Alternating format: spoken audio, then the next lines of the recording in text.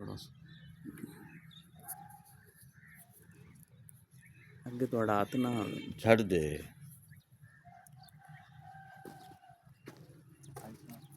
अस्सलाम वालेकुम किसान भाइयों, डॉक्टर फिजर याशे मुहातब है ਤੁਹਾਡੇ ਨਾਲ। ਇਹ ਮੇਰੇ ਦੋਸਤ ਨੇ ਨਜ਼ੀਰ ਦੜਬਾ ਸਾਹਿਬ ਪੁਰਾਣੇ ਅੱਡੇ ਤੇ ਇਹਨਾਂ ਦੀ ਵੇਲੀ ਹੈ ਤੇ ਇਹ ਨਾ ਜੀ ਪਿਛਲੇ ਸਾਲ ਇਹਨਾਂ ਦੀ ਗਾਂ ਮੈਂ ਟੀਕਾ ਲਾਇਆ ਸੀ ਤੇ ਇਹ ਵੱਛੀ ਹੋਈ ਹੈ ਤੇ ਮਾਸ਼ਾਅੱਲਾ ਇਹਦਾ ਰਿਜ਼ਲਟ ਜਿਹੜਾ ਨਾ ਜੀ ਤੁਹਾਡੇ ਸਾਹਮਣੇ ਵੇ। ਇਹ ਤਿੰਨਾਂ ਤੋਂ 3.5 ਮਹੀਨੇ ਦੀ ਵੱਛੀ ਹੈ ਤੇ ਮਾਸ਼ਾਅੱਲਾ ਇਹਦੀ ਵੇਲ ਵੇਖੋ।